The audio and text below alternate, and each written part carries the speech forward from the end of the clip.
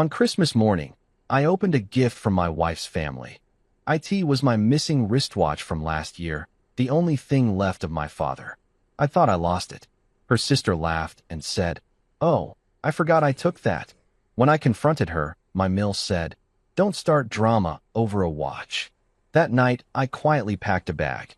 The next day, my wife woke me up screaming, "What did you say to her?" You know what they say about the best laid plans? Yeah, well, mine just got absolutely obliterated by the cosmic joke that is my family. Here I am, standing in what was supposed to be the crown jewel of my 32 years on this godforsaken planet, my brand new apartment that I busted my ass to afford, and I'm having what you might generously call a moment. Let me paint you a picture of how this train wreck unfolded. I spent the entire morning scrubbing every single corner of this place until it practically sparkled like something out of those home improvement shows my mom's always glued to. We're talking hands and knees, toothbrush in the grout, kind of cleaning here, people. I even bought one of those fancy all-purpose cleaners that costs more than my weekly grocery budget because, hey, tonight was supposed to be special.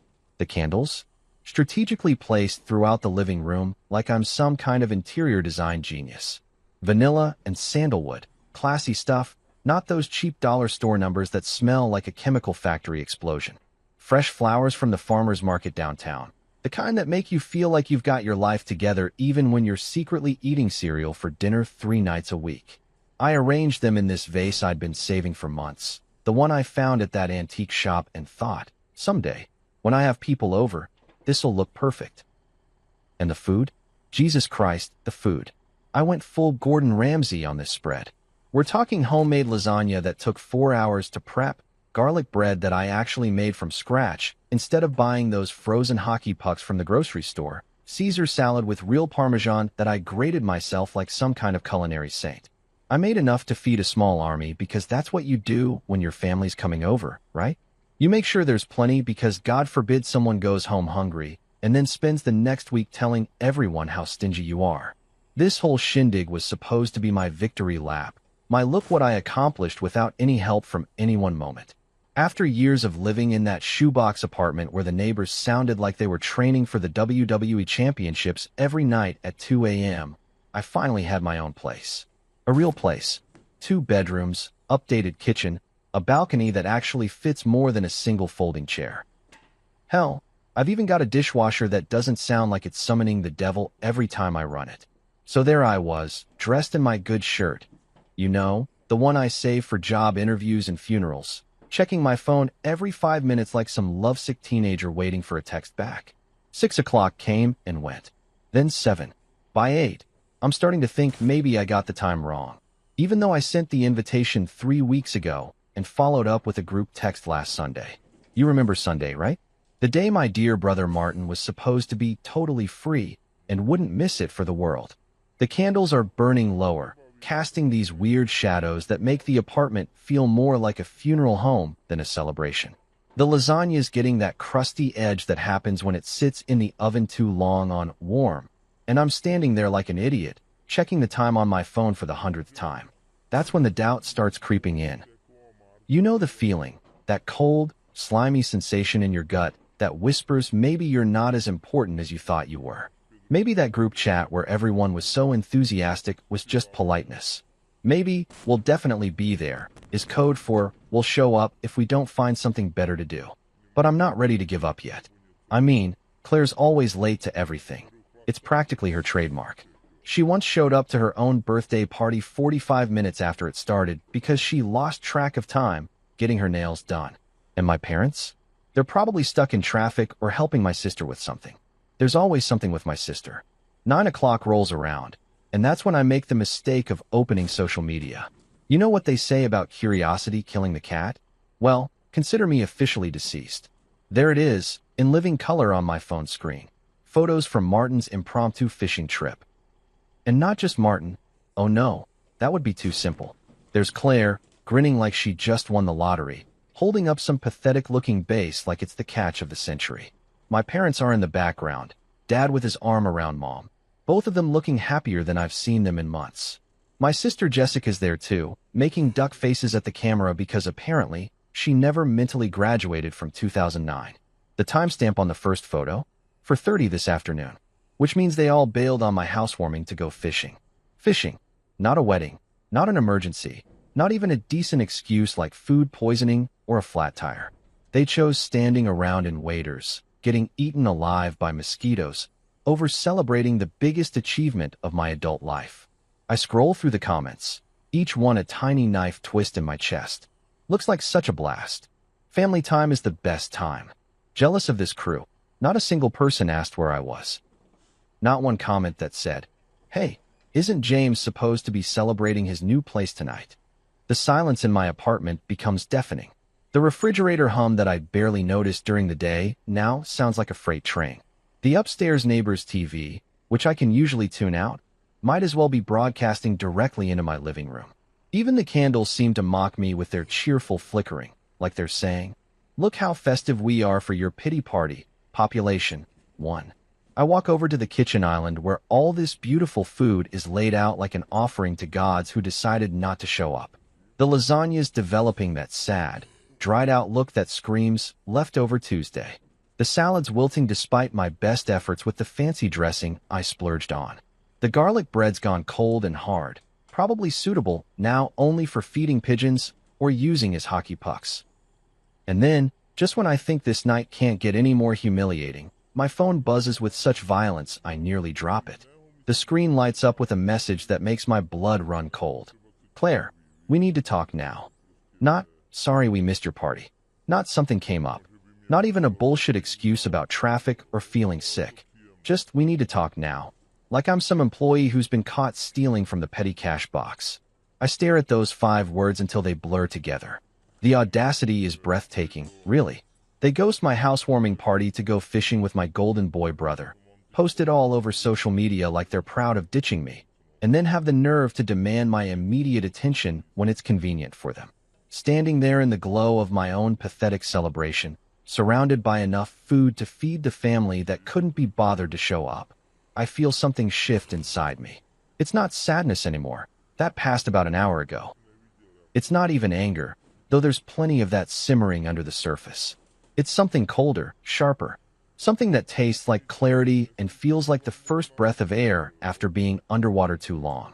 Because for the first time in my 32 years of being the reliable one, the responsible one, the one who always shows up, I'm starting to understand something important. Maybe it's time to stop showing up for people who can't be bothered to show up for me. So here I am, staring at my phone like it just grew tentacles and started speaking Mandarin. "We need to talk now." 5 little words that somehow managed to carry the weight of 32 years of being everyone's reliable backup plan. The sheer balls on these people, I swear to God. You want to know what's really rich about this whole situation? Not a single one of them could spare 30 seconds to text me, "Hey, something came up, can't make it tonight," before they all piled into Martin's truck for their spontaneous fishing adventure. But now it's suddenly urgent. Now I'm supposed to drop everything and dance to their tune like some kind of trained monkey. My phone starts ringing immediately because apparently "we need to talk now" means "answer your damn phone this instant, James." Claire's contact photo pops up. That selfie she took last Christmas where she's wearing that ridiculous Santa hat and grinning like she just discovered the secret to world peace. Looking at it now, all I can think is how fake that smile looks. How many times has she smiled at me like that while planning to screw me over? I let it ring, and ring, and ring some more. There's something almost therapeutic about watching her name flash on my screen while I do absolutely nothing about it. For once in my life, I'm not jumping through hoops the second someone demands my attention. Revolutionary concept, right? The voicemail notification pops up, followed immediately by another call. This time it's Dad, and his contact photo is just as irritating. Him in his favorite fishing vest, the one he wears like it's some kind of uniform that proves he's more outdoorsy than the rest of us mere mortals. I decline that one too, and it feels almost as good as the first time. Then the texts start flooding in like a digital tsunami of guilt and manipulation. "Claire, James, answer your phone." "Dad, son, this is important." "Mom, please call us back. We need to explain." Even Jessica gets in on the action. "Just pick up. It's about Martin." Of course it's about Martin. Everything's always about Martin. Martin the charmer, Martin the free spirit, Martin, the golden child who can do no wrong even when he's doing everything wrong. I should have seen this coming from a mile away. They didn't ditch my housewarming just for fun. They ditched it because precious Martin needed their attention for something, and naturally, his needs trumped my celebration. I walk over to my kitchen island and pour myself a glass of wine from the bottle I'd opened to celebrate with my family. The irony isn't lost on me that I'm now drinking it alone while they blow up my phone from whatever bar they probably hit after their fishing expedition. The wine tastes expensive because it was expensive, because I wanted tonight to be special, and now every sip feels like I'm drinking liquid vindication. My chest feels heavy, like someone's sitting on it. It's this weird combination of hurt and anger that I can't quite shake. Part of me, the part that's been trained through decades of family dynamics to be the good son, the reliable one, the peacekeeper, wants to just answer the damn phone and find out what crisis Martin has stumbled into this time. Because let's be real, it's definitely a crisis. Martin doesn't inspire family emergency meetings because he won the lottery or got promoted at work. But there's this other part of me, this quiet voice that's been getting louder over the past few hours. That's saying something different. It's saying, wait, make them explain. For once in your life, don't just roll over and accept their version of events. Don't let them steamroll you into feeling guilty for being hurt that they abandoned you. The notifications keep stacking up like digital daggers. Missed call after missed call, voicemail after voicemail, text after increasingly frantic text. My phone's practically having a seizure from all the incoming messages. It's almost funny how quickly their tone shifts from demanding to pleading. James, please. We're worried about you. Just let us explain what happened. What happened? I'll tell you what happened. You all made a choice. You looked at your calendars, saw that you had two options: support your son/husband/brother at his housewarming party, or go fishing with Martin, and you chose Martin. You didn't even have the courtesy to lie about it. You posted photos like you were proud of your decision. I'm pacing around my apartment now, stepping over the discarded party supplies that earlier today seemed so hopeful and now just look pathetic. The balloons I hung are starting to lose their helium, drooping sadly like deflated dreams.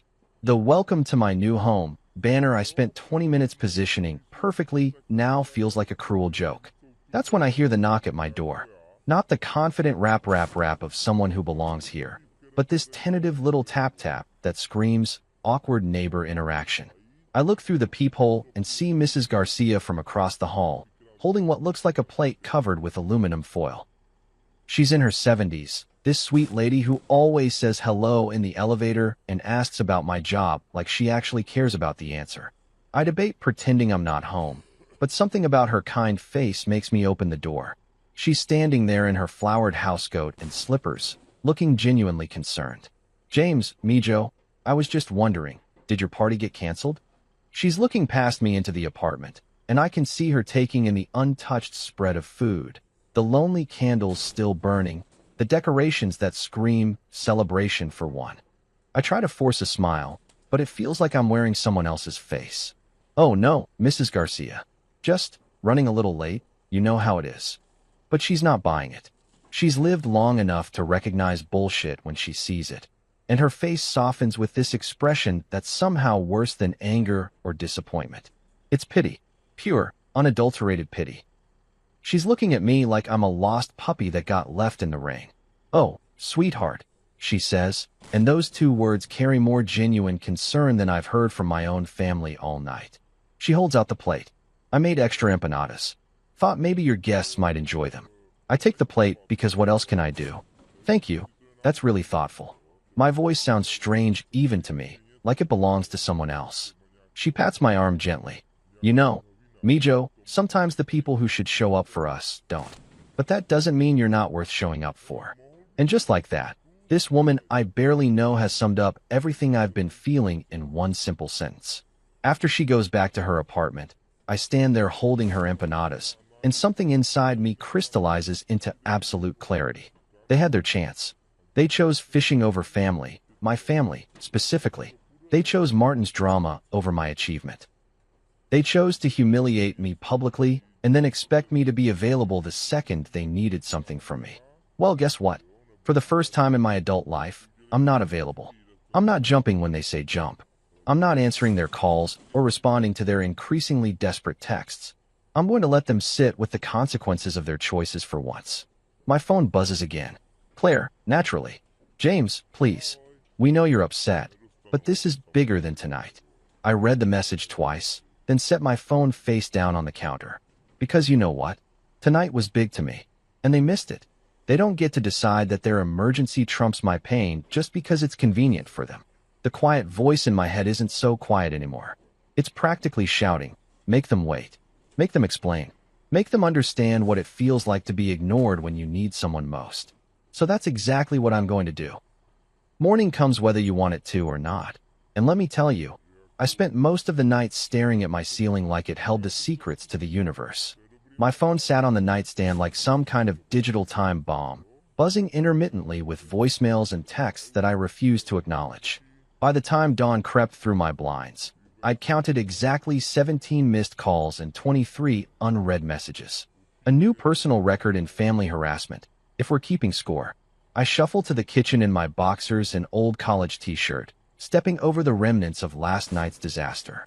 The candles have burned down to little waxy puddles. The flowers are starting to droop despite my efforts to keep them fresh, and the smell of cold lasagna hangs in the air like a memorial to my misplaced optimism. It's like a crime scene, except the only thing that died here was my faith in my family's basic human decency. Coffee first, existential crisis second. That's my motto. I'm standing there watching the coffee maker do its thing, trying to pretend that my hands aren't shaking slightly from a combination of caffeine withdrawal and suppressed rage, when my phone starts ringing again. Claire's face pops up on the screen, that same Christmas photo that looked fake yesterday and looks even faker today. Something in me snaps.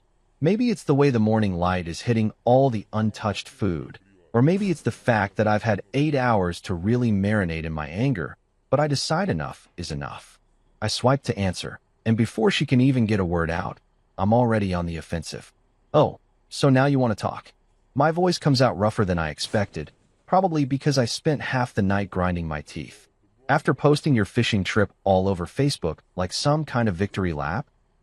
There's a pause, and when Claire finally speaks, her tone is shaky in that way she gets when she knows she's screwed up, but is trying to maintain some semblance of control. James, listen, we need to explain what happened. It's about Martin. He's in serious trouble with money. And there it is. The magic words that are supposed to make everything okay, that are supposed to justify why my entire family ghosted me on one of the most important nights of my life. Martin's in trouble. Martin needs help. Martin. Oh, let me guess. I say, pouring my coffee with more force than necessary, some of it splashing onto the counter. Golden Boy made some questionable financial decisions, and now everybody needs to rally around him like he's some kind of war hero instead of a 35-year-old man who can't balance a checkbook. James, don't be like this. You know it's more complicated than. More complicated than what? More complicated than showing up to your husband's housewarming party? More complicated than sending a text saying you can't make it? More complicated than basic human courtesy. I can hear her breathing on the other end. That frustrated sigh she does when she thinks I'm being unreasonable. It's the same sigh she gave me when I complained about spending Christmas at Martin's house 3 years running, or when I suggested we might celebrate my birthday for once instead of making it all about whoever else needed attention that week. Look, she says, and I can practically see her running her fingers through her hair. Martin owes some serious money to some serious people. We're talking about his safety here. We told him you'd help because you're good with money. You're responsible. You have your life together. Oh, so now I'm responsible? I'm pacing around my kitchen island, and I catch a glimpse of myself in the reflection of my microwave. I look unhinged, which is probably accurate. Now I'm the one with my life together? Funny how those qualities only matter when you need something from me. That's when I hear Dad's voice in the background, and Jesus Christ, he's actually there. They're tag-teaming me. This isn't just Claire calling to apologize or explain. This is a coordinated assault. I can picture them huddled around her phone like they're planning a military operation, probably in Martin's living room, probably surrounded by whatever expensive toys he bought instead of paying his bills. Dad's voice gets louder, like he's moving closer to the phone. James, stop being dramatic. You know we care about you, but this is serious. Martin could lose his house, his business, everything. You're the stable one, son. You need to step in here. The stable one. The responsible one. The reliable one. All these labels they've pinned on me over the years. Labels that apparently only matter when they need my wallet or my problem-solving skills. Where were these compliments when I graduated college? When I got my first promotion? When I saved up enough money to buy my own place? Nowhere. That's where. But the second their precious Martin screws up, suddenly I'm the family hero they need to save the day. Step in. I'm laughing now, but it's not a happy sound. It's the kind of laugh you hear in movies right before someone has a complete breakdown. Step in like how you all stepped in for me last night. Oh wait, that's right. You stepped right past me and into Martin's fishing boat. That's not fair, Claire says, and her voice is getting that edge to it. That means she's shifting from apologetic to defensive. We explained that Martin needed us yesterday. He was having a panic attack about his situation. We couldn't just leave him alone. But you could leave me alone. The words come out flat, matter of fact. You could leave me standing in my apartment with enough food to feed 10 people, waiting for my family to show up and celebrate the biggest accomplishment of my adult life. That was totally fine. James, come on. It's just a party. We can celebrate your apartment anytime. Martin's problems can't wait. Just a party. Just a party. I set my coffee mug down so hard it's a miracle it doesn't shatter. Just a party? Claire, do you have any idea how long I saved for that apartment? How many weekends I worked overtime? How many dinners out I skipped? How many times I bought generic everything just so I could afford the down payment? Of course I know, but... Do you know what I spent on food for last night? What I spent on decorations, on cleaning supplies, on making everything perfect, because I wanted to share this moment with the people who are supposed to matter most to me. Silence. Do you know how it felt to stand there for 4 hours, checking my phone, making excuses in my head for why you weren't there yet, only to find out that you were all having a grand old time taking pictures without me? More silence, but I can hear Dad saying something in the background that sounds like, just tell him we'll make it up to him. Make it up to me. Like this is something that can be fixed with a rain check or a dinner out. Like my feelings are some kind of inconvenient speed bump on the way to solving Martin's problems. Here's what's going to happen, I say, surprised by how calm my voice sounds. You're going to hang up this phone, and you're going to think really hard about whether Martin's financial crisis is more important than your marriage. And Dad, if you're listening, you're going to think about whether your golden child's latest screw-up is worth losing your other son. James, don't be ridiculous. Nobody's losing anybody. We're family. Family shows up, Claire. Family keeps promises. Family doesn't choose fishing over celebrating each other's achievements and then call the next morning demanding favors. I can hear Dad's voice getting louder, more insistent. Stop being selfish, James. This is bigger than your hurt feelings. Martin could lose everything. And that's when something inside me doesn't just snap, it completely obliterates. Selfish? Selfish? I've spent 32 years being the opposite of selfish. I've been the dependable one, the stable one, the one who cleans up everyone else's messes while never asking for anything in return. And the one time I ask you all to show up for something that matters to me, I'm being selfish. The words are pouring out of me now like a dam burst, and I can't stop them even if I wanted to. You want to know what's selfish? Ditching your husband's housewarming party to go fishing. What's selfish is posting photos of your fun family day while I'm sitting alone wondering what I did wrong. What's selfish is calling me up the next morning, not to apologize, but to demand that I bail out the brother who couldn't even be bothered to wish me congratulations on my new home. James, I'm not done. My voice is steel now, cold and sharp. What's selfish is 32 years of making Martin the center of the universe while treating me like I'm just some supporting character in his story. What's selfish is expecting me to drop everything and save him from consequences he created for himself while never once acknowledging that I might need support too. Dead silence on the other end. So no, Claire. No, Dad. I'm not stepping in. I'm not being the reliable one this time. You made your choice yesterday, and now you get to live with it. And for the first time in my adult life, I hang up on my family.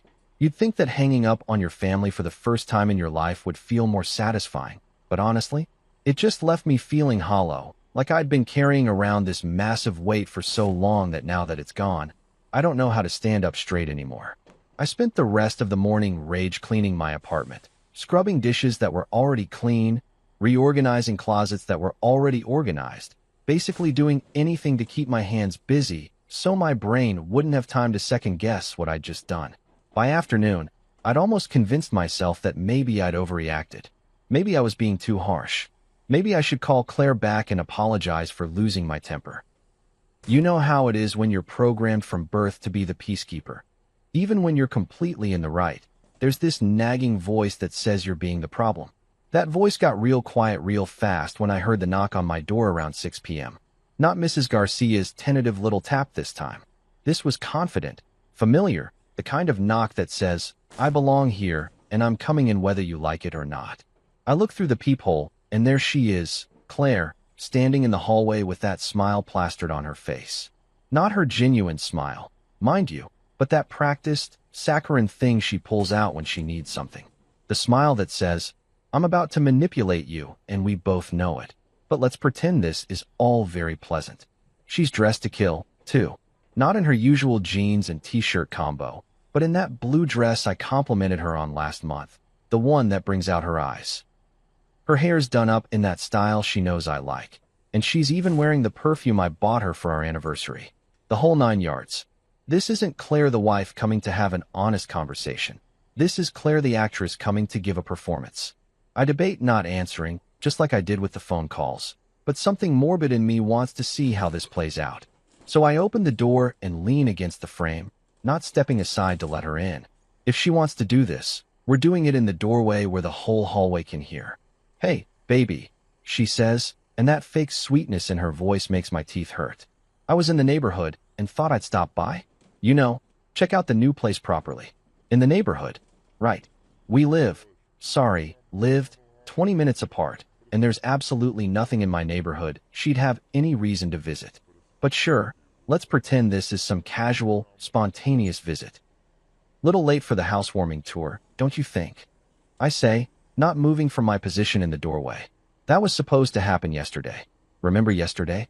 Her smile falters for just a second, but she recovers like the pro she is.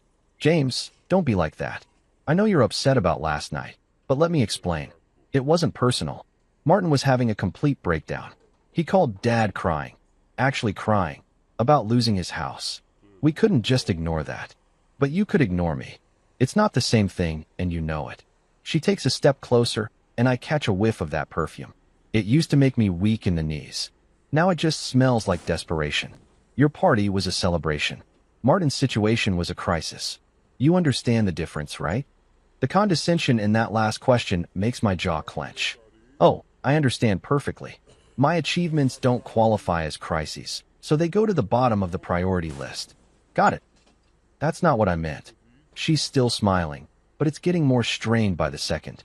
"Look, can we not do this in the hallway? Let me come in, we'll open a bottle of wine, and we can talk about this like adults." Like adults. As if I'm the one being childish here. As if standing up for myself and refusing to be walked all over is somehow immature. Adults keep their commitments, Claire. Adults don't ghost their family members and then show up the next day pretending nothing happened. That's when I hear footsteps in the stairwell, heavy and deliberate. Dad appears around the corner, and I swear to God, it's like watching a bad sitcom unfold. He's got that expression on his face that I know all too well. The one that says, "I'm disappointed in you and you're about to hear all about it." "James," he says, his voice carrying that boom that used to make me snap to attention when I was 12. "We need to talk." "We already talked this morning, Dad." I thought I made myself pretty clear. He walks up behind Claire, and now I've got both of them standing in my hallway like some kind of intervention squad. Dad's wearing his serious face, the one he used to pull out when he'd catch me and Martin fighting his kids. Except back then Martin was never the one getting lectured. "What you made clear," Dad says, "is that you're being selfish and stubborn. Martin needs help, and instead of stepping up like families should, you're throwing a tantrum because we missed your party." Throwing a tantrum. A fucking tantrum. Like I'm some 5-year-old having a meltdown in the cereal aisle instead of a grown man who's finally had enough of being treated like an afterthought. "You know what, Dad? You're right. I am throwing a tantrum. Want to know why?" I push off from the doorframe and stand up straighter. Because in 32 years, this is the first time anyone in this family has had to deal with me being anything other than perfectly accommodating. And you can't handle it. Claire jumps in before Dad can respond. probably sensing that this is going sideways fast. James, honey, please. Don't take it personally. Martin's situation really is serious. We told him you'd help because you're so good with money. You're dependable. You always come through. You're the responsible one. The responsible one. There it is again, that label they love to slap on me when they need something. Not when I'm graduating college. Not when I'm getting promoted. Not when I'm buying my first home. Just when Martin screws up and they need someone to fix it. Dependable. I repeat, tasting the word like it's something bitter. You know what else is dependable? The sun rising every morning. Gravity keeping you anchored to the ground. Death and taxes. But you don't celebrate those things, do you? You just expect them to be there. Dad's face is getting red now. That vein in his forehead starting to throb the way it did when I was a teenager and he was about to ground me. Stop being dramatic, James. This isn't about you. That's the problem, Dad. It's never about me. When was the last time anything in this family was about me? When was the last time you called to see how I was doing? Not because you needed something, but because you actually cared? The silence that follows is deafening. Dad's mouth opens and closes like he's trying to find words, and Claire's looking back and forth between us like she's watching a tennis match. When was the last time you acknowledged any of my accomplishments without immediately shifting the conversation to Martin? When was the last time you showed up for something that mattered to me? Still nothing. I bought this apartment, Dad, with my own money, after years of saving and sacrifice. Do you know what that means to me? Do you have any idea how proud I am of this place? Of course we're proud of you, son, but nothing. You're proud of me in theory, but when it comes to actually showing up and celebrating with me, suddenly there are more important things to do. There's always something more important when it comes to me. Claire tries to step forward, but I raise my hand to stop her. You left me alone on the night I needed you most, and now you want me to save the brother who couldn't even be bothered to congratulate me. You want me to bail out the golden child who spent his whole life having everyone else clean up his messes. James, you're being unfair. No, Claire. Unfair is what you did to me. Unfair is 32 years of making me feel like I don't matter unless someone needs something from me. Unfair is standing here in my hallway, wearing the dress you know I like and the perfume I bought you, trying to manipulate me into forgetting how badly you hurt me. Dad's voice drops to that dangerous quiet tone he used to use when he was really angry. That's enough. You're talking to your wife, not some stranger on the street. Show some respect. Respect. I almost laugh. Where was the respect when you all decided Martin's fishing trip was more important than my housewarming? Where was the respect when you posted photos of yourselves having fun while I was sitting here alone? We made a mistake, okay? Claire's voice is getting higher, more desperate. We made a mistake, and we're sorry. But we can't change what happened, and right now Martin needs our help. Your help. You're his brother, and you're my wife. But that didn't stop you from choosing him over me yesterday. I can see tears starting to form in her eyes, but I'm done being moved by her tears. I've spent too many years caving every time she cried. Too many years letting her emotional manipulation override my own needs. Here's what's going to happen. I say, my voice steady and calm. You're going to leave. Both of you. You're going to go back to Martin and tell him that the dependable, responsible brother he couldn't be bothered to show up for isn't available to solve his problems. Dad steps forward, his chest puffing out like he's about to physically intimidate me into submission. You don't get to turn your back on family, James. That's not how this works. Family. I look him straight in the eye. Dad, when exactly did I become family to you? Because from where I'm standing, I've been more like an employee. Someone you call when you need a job done, but not someone you actually care about. That's not true, and you know it. Do I? Then prove it. Tell me one thing, just one thing, that you've done for me in the past year that wasn't because you needed something from me. The silence stretches between us like a chasm, and I can see the exact moment when Dad realizes he can't answer that question. His face goes from angry to confused to something that might be shame, but I'm not sticking around to find out. That's what I thought. I say quietly. You don't get to rewrite this story anymore. You made your choice yesterday when you chose Martin's fishing trip over my celebration. Now you get to live with the consequences. And for the second time in 2 days, I close a door on my family. Except this time, it's literal, and it feels a hell of a lot more final. You know that scene in zombie movies where the hero thinks they've finally found safety, but then the undead start pouring out of every crack and crevice? Yeah, That's basically what my life became over the next few days. Except instead of flesh-eating monsters, it was my extended family launching a coordinated guilt campaign that would make a military strategist weep with envy. It started the morning after I slammed the door on Claire and Dad. My phone buzzed at 7 a.m., which, by the way, should be illegal unless someone's literally dying, and it was Aunt Susan. Sweet Aunt Susan, who sends me birthday cards with $20 bills inside and always asks about my job at family gatherings like she actually cares about my boring corporate life. "James, honey," she said in that syrupy voice that immediately put me on high alert. "I heard about the situation with Martin. Your poor parents are beside themselves with worry." Poor parents. Right. The same parents who couldn't spare an evening to celebrate my biggest life achievement, but somehow found the time to canvass the entire family tree looking for reinforcements in their guilt war. "Morning, Aunt Susan," I said, because I was raised with manners even if the rest of my family apparently wasn't. "What situation would that be?" "Oh, don't play coy, sweetie.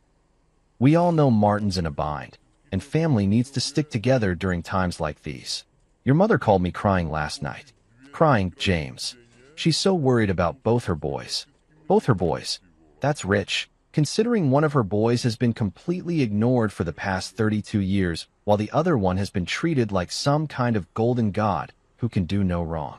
But sure, now she's worried about both of us."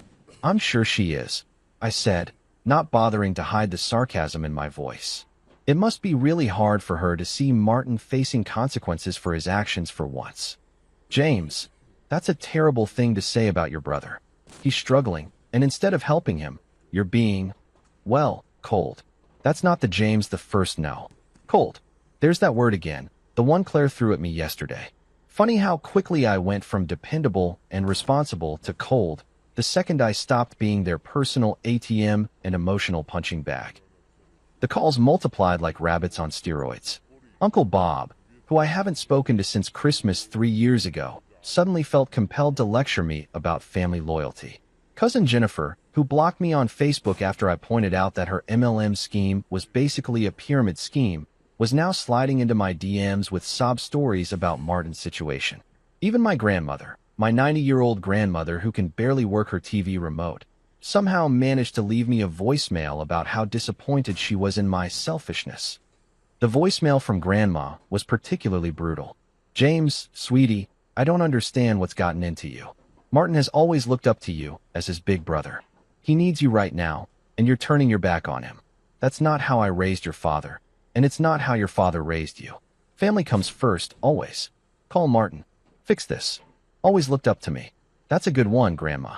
Martin looked up to me the same way a leech looks up to its host, with appreciation for what I could provide, not respect for who I am as a person. But the real masterpiece came from Cousin Tommy, who drunk dialed me at 11 p.m. on Wednesday. Tommy, who once borrowed $500 from me for car repairs and then posted Instagram stories from Vegas that same weekend. Tommy, who has never paid back a dime to anyone in the family, but somehow feels qualified to lecture me about financial responsibility. "Dude, what the fuck is wrong with you?" he slurred into the phone. "Martin's about to lose his house, and you're just gonna let it happen? That's fucked up, man. That's really fucked up." "Tommy," I said, glancing at my clock and wondering why I even answered. "When's the last time you helped Martin with anything? When's the last time you helped anyone in this family with anything? That's not the point, bro. I'm not the one with money. You're the successful one. You're supposed to take care of shit like this." "Supposed to take care of shit like this? According to who?" "According to the family charter that apparently designated me as the official cleanup crew for everyone else's disasters.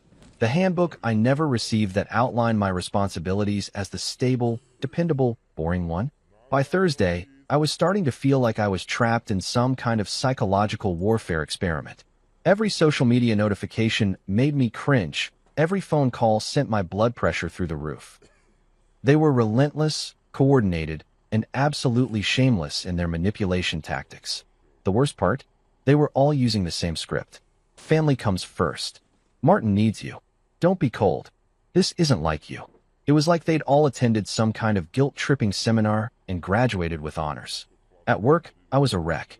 I couldn't concentrate on anything, kept checking my phone obsessively, and probably looked like I was having some kind of breakdown. Which, Let's be honest, I probably was. That's when Daniel noticed. Daniel's this guy from accounting who I've worked with for about 3 years. Nice enough dude. Keeps to himself mostly, but he's got this way of seeing through bullshit that I've always appreciated. We're not best friends or anything, but we grab lunch sometimes and complain about office politics and terrible management decisions.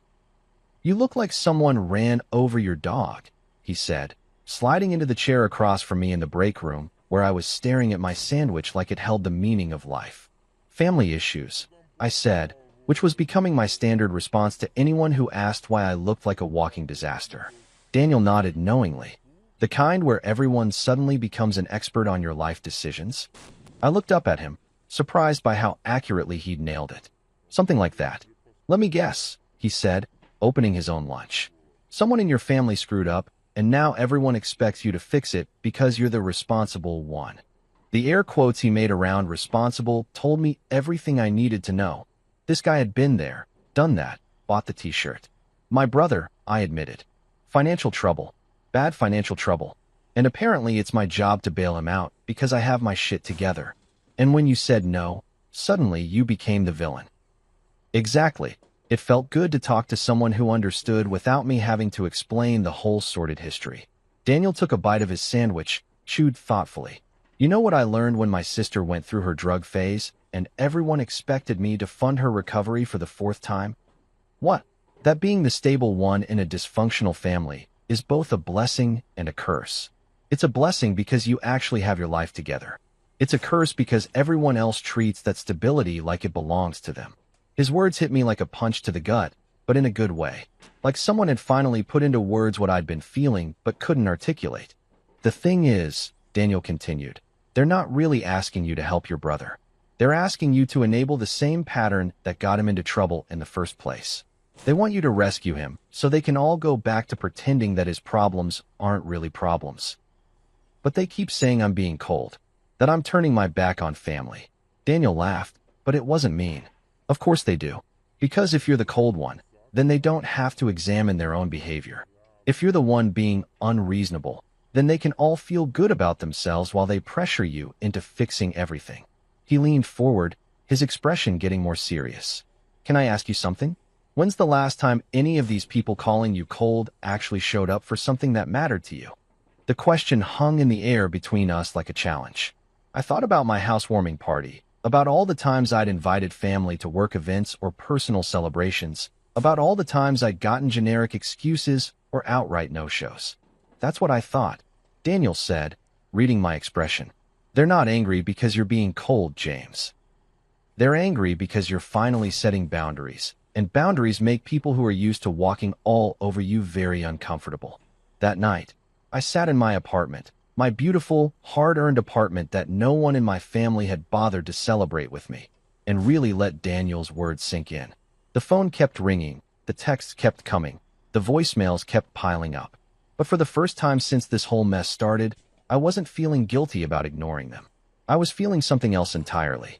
Something that tasted like freedom and felt like the first deep breath after being underwater for 32 years. Because Daniel was right. This wasn't about family loyalty or being cold or any of the other bullshit they were throwing at me. This was about power. About who gets to make decisions and who gets stuck dealing with the consequences. About who matters and who doesn't. And for the first time in my life, I was choosing to matter. Sometimes the most powerful moments happen in the quiet spaces between all the chaos. That night, after Daniel's reality check and another round of guilt-laden voicemails from relatives I hadn't heard from since the Bush administration, I found myself standing in my home office, staring at the filing cabinet like it held the secrets to the universe. It's funny how certain objects can suddenly take on this almost mystical significance. This particular filing cabinet, a boring gray metal thing I bought at Office Depot for $49, had been sitting in the corner for months, just holding paperwork and insurance documents and all the other mundane stuff that comes with being a functional adult. But tonight, it felt like a treasure chest. I pulled open the top drawer with this weird sense of ceremony, like I was about to perform some kind of ritual. Past the utilities folder, past the car insurance papers, past all the regular life maintenance documents, until my fingers found the manila folder labeled apartment purchase in my own neat handwriting. Inside that folder was everything. Every bank statement, every loan document, every receipt and record of the most significant financial achievement of my life. But there, right on top, was the piece of paper that mattered most, the deed to my apartment, officially recorded with the county, legally binding proof that James Monroe owned something real and substantial in this world. I pulled it out and just held it for a moment, feeling the weight of the paper between my fingers. It's such a simple thing, really, just black text on white paper, a bunch of legal language that most people would find boring as hell. But to me, in that moment, it might as well have been the Declaration of Independence. There it was, in bold letters that seemed to jump off the page. James Monroe. Not James and Claire Monroe. Not James Monroe with co-signer assistance from his parents.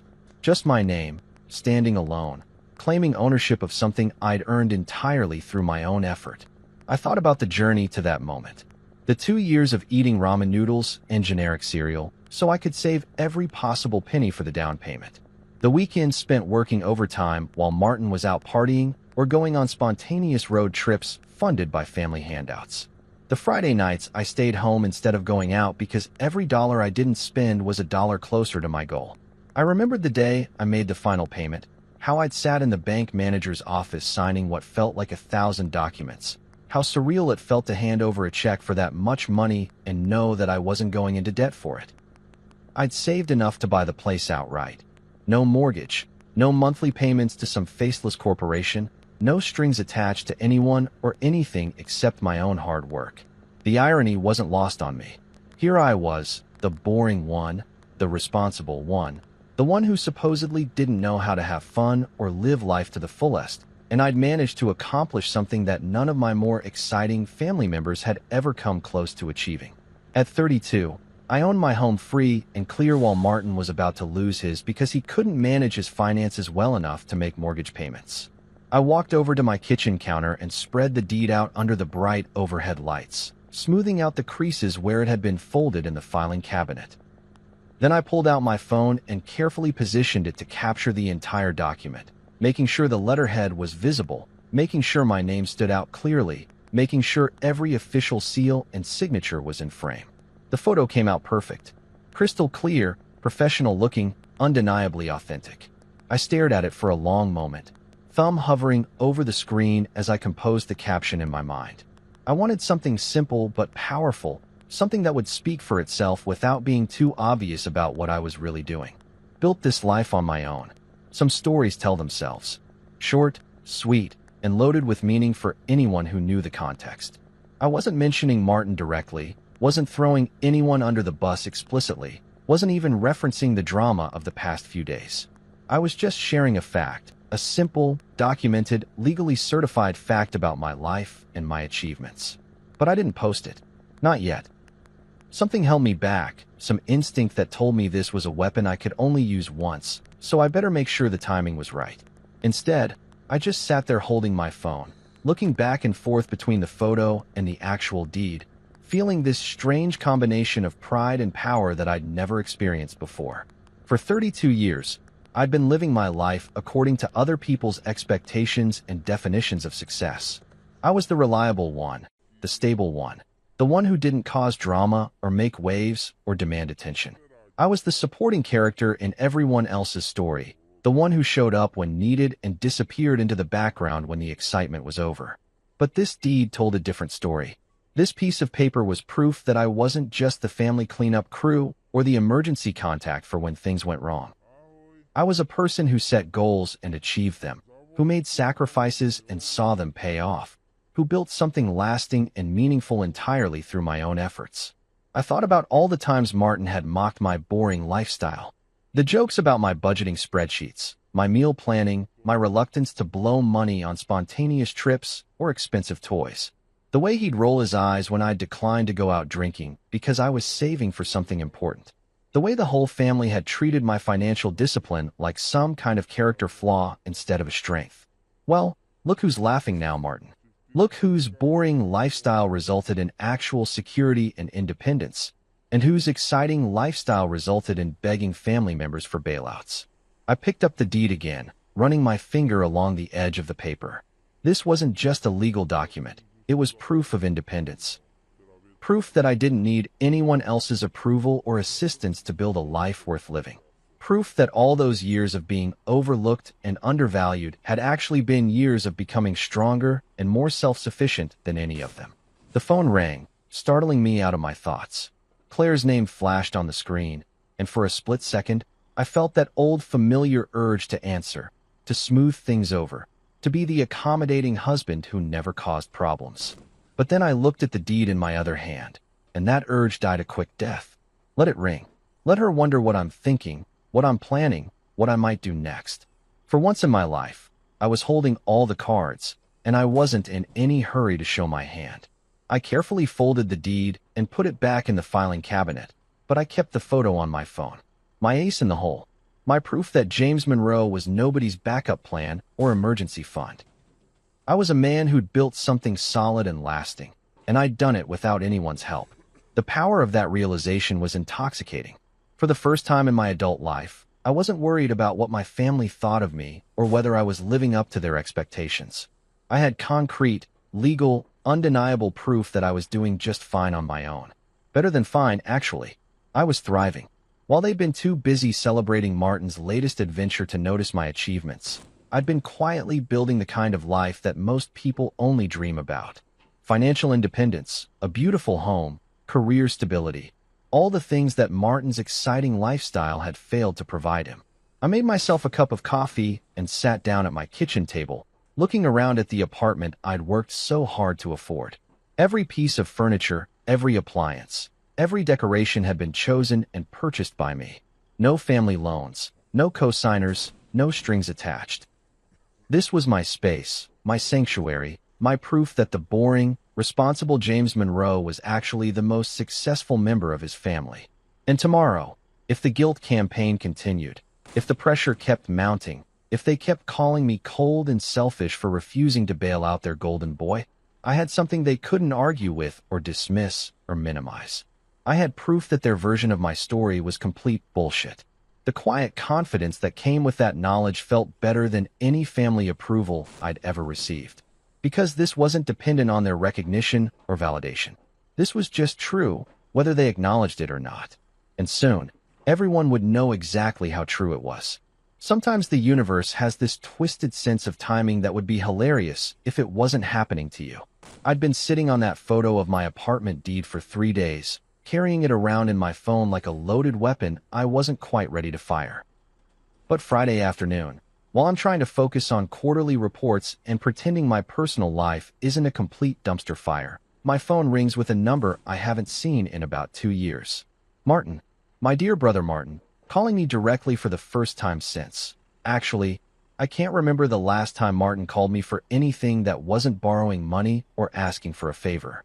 I stare at his contact photo, some selfie he took on a ski trip that Dad paid for, all perfect teeth and expensive sunglasses, and debate whether to answer.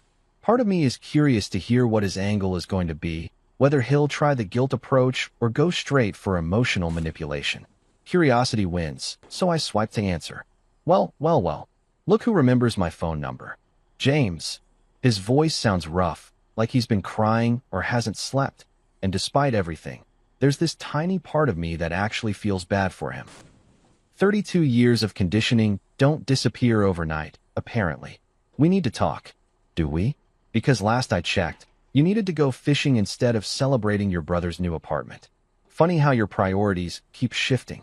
There's this long pause, and when he speaks again, his voice is cracked and broken in a way I've never heard before. Look, I know you're pissed about the housewarming thing. I get it. We fucked up, okay? But James, I'm drowning here. I'm literally about to lose everything. And what exactly does that have to do with me? You're my brother. The words come out like a desperate plea. You can't just let me drown. We're blood, man. That has to count for something. Blood. Right. The same blood that apparently meant nothing when I needed my family to show up for one night. The same blood that's been thin as water every time I've needed support or recognition or just basic acknowledgement of my existence. Was I your brother when you chose fishing over my housewarming? I ask, and my voice is so calm it surprises even me. Because I distinctly remember checking my family status that night, and it seemed to have been revoked. Come on, don't be like that. You know that was different. I was having a panic attack about all this shit, and Dad thought getting me out on the water would help clear my head. So you had a panic attack, and the solution was to take the entire family fishing and post about it on social media? That's some next-level therapy right there, Martin.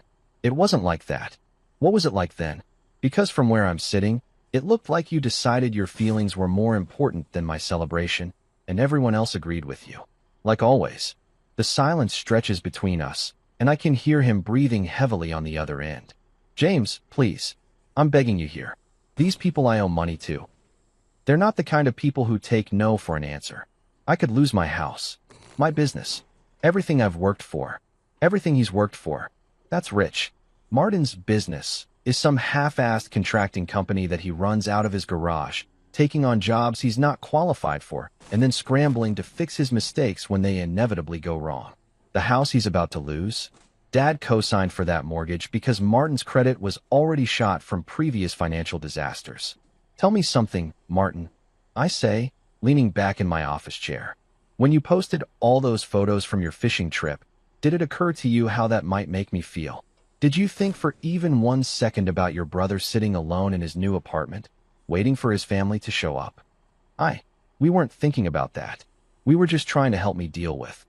You weren't thinking about me. Period. You never think about me unless you need something from me. And now you need something from me. So suddenly, I'm your brother again. That's not fair. Fair. I'm laughing now, but it's not a happy sound. You want to talk about fair?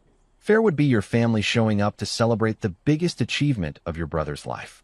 Fair would be getting a congratulations text or a phone call, or literally any acknowledgement that you're proud of what I accomplished. Fair would be not having to find out through Facebook that my entire family chose someone else over me. Martin's quiet for a long moment, and when he speaks again, his voice is barely a whisper. I'm sorry. Okay. I'm really, truly sorry about the housewarming. We should have been there. I know that now. You're sorry now? Now that you need money from me. How convenient. It's not like that. It's exactly like that, Martin. You're not sorry you hurt me. You're sorry that hurting me might interfere with getting what you want from me. I hang up before he can respond, and immediately my hands are shaking with this combination of adrenaline and rage and something that feels almost like relief. Because finally, I said what I've been thinking for years instead of just swallowing it and playing the role of the understanding, supportive brother. That's when I decide it's time. I pull up the photo of my apartment deed, the one I've been carrying around like ammunition, and I look at it again. Clean, professional, undeniable proof of what I've accomplished entirely on my own. No family loans, no co-signers, no safety net except my own hard work and discipline. I open Facebook and create a new post, uploading the photo and typing the caption I've been refining in my head for days. Built this life on my own. Some stories tell themselves. My finger hovers over the post button for about 10 seconds. Once I do this, there's no taking it back. Once this goes live, everyone will see exactly what James Monroe has been up to while they were all focused on Martin's latest drama. I hit post. Within minutes, the likes and comments start pouring in. Friends from work, college buddies I haven't talked to in years, neighbors, even Mrs. Garcia from across the hall who apparently knows how to use Facebook better than I thought. Holy shit, James. You bought that place outright? Dude, this is incredible. Congratulations. Wait, you own that apartment? No mortgage? How did you swing that? This is amazing. I'm so proud of you. Comment after comment of genuine excitement and congratulations. The kind of response I should have gotten from my family when I actually bought the place. The kind of response I was hoping for at my housewarming party that nobody attended. But it's the private messages that really get to me. Daniel from work. Fucking legend. I knew you had something up your sleeve. Oliver, my old college roommate who I haven't talked to in months. Bro, I always knew you'd be the one to make it. This is incredible. Even my high school friend Sarah. I saw this and literally said holy shit out loud in the grocery store. You're amazing. For the first time in my adult life, I'm getting the recognition and validation that I deserve, and it's coming from people who actually know me and respect me, not from people who only pay attention when they need something. But the real fireworks start about an hour later. My phone starts buzzing with notifications from family members commenting on the post, and their tone is different. Gone is the casual dismissal of my achievements, the backhanded compliments, the subtle undermining that's been the soundtrack of my life for 32 years. Claire's comment is the first one I see. We're so proud of you. Can't wait to celebrate properly. Too little, too late, sweetheart. Then Dad, that's my boy. Always knew you had it in you. Really? Because your actions have suggested otherwise for the past 3 decades. But it's the private messages that really tell the story. Claire texts me, "Take it down. You're humiliating us." Then, a few minutes later, people are asking questions about why we weren't at your housewarming. This is embarrassing. Embarrassing. Not, "We're sorry we hurt you," or "We realize we made a mistake." Just, this is embarrassing for us. Because even now, even when faced with undeniable proof of their shitty behavior, they can only think about how this affects them. I type back, "Funny. I said the same thing when you humiliated me by choosing Martin's fishing trip over my celebration." The response is immediate. "That's different, and you know it." No, Claire. That's exactly the same thing. The only difference is that this time, everyone gets to see the truth instead of just me feeling it. More messages flood in from other family members. "Aunt Susan, this post is causing problems. Family business should stay private." "Uncle Bob, take this down before it causes more drama." Even Grandma, bless her heart, "I don't understand all this computer stuff, but your mother says you're causing trouble." Causing trouble? By sharing my achievements. By celebrating my success. By refusing to hide the fact that I accomplished something significant while they were all too busy fawning over Martin to notice. But the best part, the absolute cherry on top of this whole beautiful disaster, comes at the end of the day when my phone rings with a call from Martin himself. "You son of a bitch," he says without preamble, and his voice is shaking with rage. "Do you have any idea what you've done?" I shared a photo of my apartment deed. You know, that thing I earned by working my ass off instead of relying on family handouts. People at my work are laughing at me. They're saying I'm pathetic for needing money from my little brother who has his shit together better than I do. And that's my problem, Hal. Take it down, James. Right fucking now. No. Take it down or what? You'll throw another tantrum? You'll get the family to gang up on me again? You'll miss another one of my important moments while you deal with your feelings?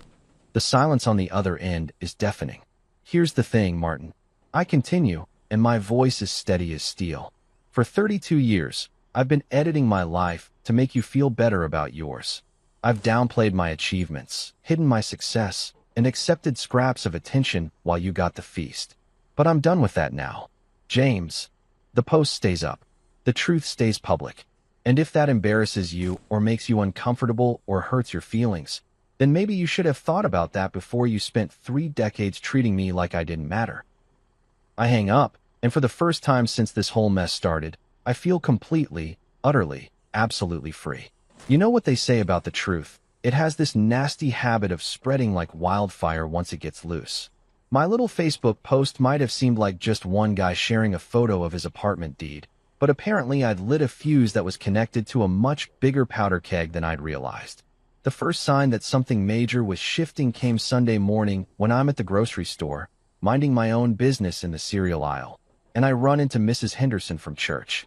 Now, Mrs. Henderson is what you might generously call the neighborhood information hub, meaning she knows everyone's business and isn't shy about sharing it. Normally, she gives me this polite but distant smile and maybe asks how my mother's doing. This time, she practically tackles me by the Cheerios. "James Monroe," she says, loud enough that half the store can hear her. "I saw your post online, and I have to say, good for you. It's about time someone called out your family for how they treat you." I'm standing there holding a box of generic cornflakes, wondering how the hell Mrs. Henderson is friends with me on Facebook, when she leans in conspiratorially and drops this bombshell. "You know, we all noticed when your family didn't show up to your housewarming. The whole congregation was talking about it during coffee hour. Such a shame, really. Here you are, buying your own place at your age, no help from anyone, and they can't even be bothered to celebrate with you." The whole congregation. Jesus Christ. I knew small towns had their gossip networks, but I didn't realize my family's dysfunction had become Sunday morning entertainment for the entire Methodist Church. "It's been quite a week," I managed to say, because what else do you say when your personal life becomes community theater? "Oh, I bet it has," she says, patting my arm like I'm some kind of wounded bird. "But you know what? Sometimes it takes a little public embarrassment to make people realize how badly they've been behaving. Mark my words, your brother Martin's going to be feeling this for a while.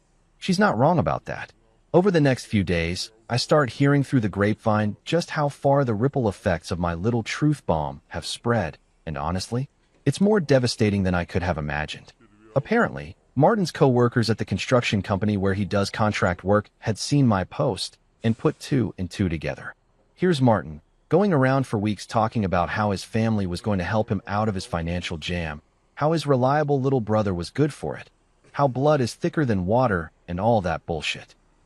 And then boom, there's his reliable little brother posting proof that he's successful enough to buy property outright, while Martin can't even keep up with his mortgage payments. The jokes started immediately, according to my friend Jake, who works in construction and knows some of Martin's crew. Hey Martin, maybe you should ask your little brother for budgeting lessons. Damn, Martin, your brother's got his shit together better than you do, and he's younger. Maybe next time you should skip the fishing trip and go to your brother's housewarming. Might pick up some tips on not being broke. But it gets better, or worse, depending on how you look at it. Claire's book club. Yes, my soon-to-be ex-wife has a book club. And no, they don't actually read books, they just drink wine and gossip, had also seen the post. And according to my neighbor Janet, who's married to a guy whose sister is in said book club, Claire had been bragging for months about how successful and stable I was, how lucky she was to have such a reliable husband, how we were planning to start a family soon now that we had the perfect home. Except now everyone knew that we hadn't bought anything. James Monroe had bought something, and he'd done it without any help from his wife, who couldn't even be bothered to show up and celebrate with him. The same wife who was now publicly asking him to take down posts about his own achievements because they were embarrassing to her. The book club ladies, according to Janet's sister-in-law, had started asking pointed questions.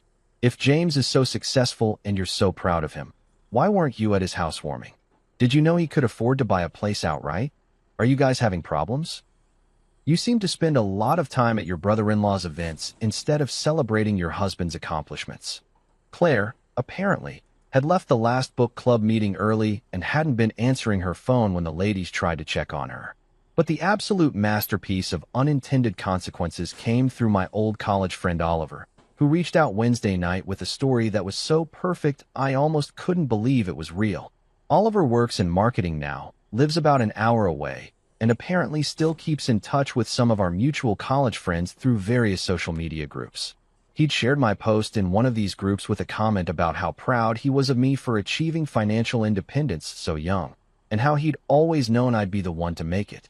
This caught the attention of Brad, another guy from our college crew who I haven't talked to in probably 5 years. Brad, it turns out, works at the same company where Dad has been employed for the past 15 years. Small world, right? So Brad sees Oliver's post about me, recognizes my last name, puts two and two together, and realizes that James Monroe, the successful apartment owner, is the son of Jim Monroe from the accounting department. Brad, being a decent human being, stops by Dad's office Monday morning to congratulate him on having such a successful kid. According to Oliver, who got this story secondhand from Brad, Dad's reaction was, let's call it complicated. Apparently, he got this weird look on his face and mumbled something about family business, and it's not what it looks like. Then he spent the rest of the conversation trying to change the subject and making excuses for why he hadn't mentioned my recent real estate investment to anyone at work. Brad, who's not an idiot, picked up on the weird energy and started asking questions. Casual questions, the kind you ask when you're trying to figure out why someone's acting sketchy about what should be good news. Questions like, when did James buy the place? And did you guys throw him a housewarming party? And man, he must have been saving for years to afford something like that. Dad's answers, according to Brad's report to Oliver, were evasive and uncomfortable. No, they hadn't thrown a party. Yes, James had been saving for a long time. No, it wasn't really a family celebration, more of a personal milestone. The whole conversation left Brad with the distinct impression that there was some kind of family drama going on, and that maybe Jim Monroe wasn't as proud of his successful son as he should be. Word spreads fast in office environments, especially when someone's acting weird about something that should be straightforward good news. By the end of the week, half of Dad's department had heard some version of the story, and the general consensus was that Jim Monroe's family situation was complicated, and maybe he was jealous of his son's success. The final nail in the coffin came when Oliver called me Thursday night, laughing so hard he could barely get the words out. "Dude," he said, "you have to hear this. Brad told me that your dad actually went to HR today to complain that people were asking too many personal questions about his family. HR told him that congratulating someone on their child's success isn't harassment, and maybe if he acted like he was proud of you, people would stop wondering why he's being so weird about it." I sat there holding the phone, trying to process the beautiful irony of the situation. Dad, who had spent decades minimizing my achievements and prioritizing Martin's drama over my milestones, was now facing professional embarrassment because his coworkers couldn't understand why he wasn't celebrating his successful son. "James," Oliver said, "you still there, man?" "Yeah," I said, and I was smiling so hard my face hurt. "I'm here. I'm just processing. Listen, I don't know what's going on with your family, but I want you to know that everyone who saw your post is genuinely impressed and happy for you. Like, seriously impressed. Most of us are still paying off student loans and living paycheck to paycheck, and here you are owning property free and clear at 32. That's incredible, man." "Thanks, Oliver. That means a lot. And whatever drama is happening with your family over this, don't let them make you feel bad about your success. You earned this, and you have every right to be proud of it." After I hung up, I sat in my apartment, my beautiful, debt-free, fully owned apartment, and thought about how quickly things can change when people finally see the truth instead of the story they've been told. For 32 years, my family had controlled the narrative about who I was and what I was worth. I was the boring one, the reliable one, the one who didn't need attention or recognition because that's just how I was. But now that narrative was crumbling, and everyone could see it wasn't based on reality. I wasn't the boring one, I was the successful one. I wasn't the reliable one, I was the independent one. I wasn't the one who didn't need recognition, I was the one who'd been systematically denied it. And now, finally, the whole world could see the difference. 1 week after my little social media truth bomb, they all show up. Not individually this time, not with phone calls or guilt trips or manipulation tactics. The whole damn family arrives at my door like some kind of dysfunctional Avengers squad, and I can hear them arguing in the hallway before they even knock. Through the peephole, it's like looking at a greatest hits collection of my childhood trauma. Mom, Dad, Martin, Claire, even Jessica dragged along for moral support. They're huddled together like they're planning a siege, which, let's be honest, they probably are. The banging starts, aggressive, demanding, the kind of knock that says, "We're not leaving until you open this door." So I do, but I don't step aside. I lean against the frame like I did with Claire before, except this time I'm facing the entire firing squad. "Well," I say, keeping my voice perfectly calm, "look who remembered where I live." The whole family reunion committee. Mom starts crying immediately, because of course she does. Those perfectly timed tears that have been getting her out of accountability for decades. "James, sweetie, we made a mistake. We're here to apologize and work this out as a family." "Apologize?" I almost laugh. "Mom, you've had a week to apologize. Instead, you've been telling me to take down my post because it's embarrassing you." Dad steps forward, his face red with that familiar rage. "We wouldn't be embarrassed if you hadn't aired our family business all over the internet like some kind of attention-seeking." "Stop right there." My voice cuts through his bluster like a blade. "Don't you dare make this about me seeking attention. I shared one photo of my own achievement. The fact that it exposed your shitty behavior isn't my fault." "James, please." Claire tries, reaching toward me, but I step back. "Can we just talk inside? Like civilized people." Civilized people keep their commitments. Civilized people show up when they say they will. Civilized people don't abandon their husband's celebration to go fishing. Martin finally speaks up, his voice cracked and desperate. "Look, I know we screwed up the housewarming thing, but this post is ruining my life. People at work are laughing at me. My clients are asking questions. You're destroying me over one night." "One night." The words come out flat and cold. "Martin, this isn't about one night. This is about 32 years of being treated like I don't matter unless you need something from me." Mom's crying gets louder. "That's not true. We love you. We've always been proud of you. Proud enough to skip my housewarming for Martin's fishing trip. Proud enough to never mention my accomplishments to anyone. Proud enough to treat me like the family ATM whenever there's a crisis." Dad's voice booms through the hallway. Stop being selfish, James. Martin could lose everything because of your petty revenge. Selfish? I feel something snap inside me. You want to talk about selfish? Selfish is ditching your son's celebration. Selfish is 32 years of making Martin the center of the universe. Selfish is standing in my hallway demanding I fix problems I didn't create. The silence that follows is deafening. Here's what's going to happen. I continue, my voice steady as steel. You're going to leave. All of you. You made your choice last week when you chose Martin's drama over my achievement. Now you get to live with the consequences. James, you can't just cut us off, Jessica pleads. We're family. Family shows up. Family keeps promises. Family doesn't treat one member like he's disposable while worshiping the other. I look each of them in the eye. You don't get to rewrite this story anymore. Claire's face crumples. What about us? Our marriage. You made that choice too, Claire. When you chose your brother-in-law over your husband. I start to close the door, but Dad shoves his foot forward. We made one mistake. No, Dad. You made a choice. Every single day for 32 years, you chose Martin over me. Last week was just the first time everyone else got to see it. I closed the door firmly, and this time when they pound and yell and demand I let them back in, I don't budge. Because for the first time in my life, I'm choosing myself over their dysfunction. And it feels like freedom. 3 months later, Thanksgiving arrives like the ultimate test of my newfound backbone. In the past, this would have been the day I'd dutifully show up at Mom's house, bringing the expensive wine and pretending everything was fine while Martin got praised for remembering to bring rolls from the grocery store. This year I'm doing something revolutionary. I'm having my own damn Thanksgiving. My apartment is transformed into something that actually looks like a celebration instead of a desperate plea for attention. The table I bought with my own money is set for 8, with real cloth napkins and the good dishes I splurged on after my social media truth bomb went viral. The smell of turkey, a modest 12-pounder because I'm not feeding an army of ungrateful relatives, fills the air along with homemade stuffing and cranberry sauce that actually required effort. Daniel from work arrives first, carrying a bottle of wine and grinning like he's won the lottery. Man, this place looks incredible. I can't believe you're cooking for all of us. Believe it, I say, feeling genuinely happy for the first time in months. I figured it was time to host people who actually show up when they say they will.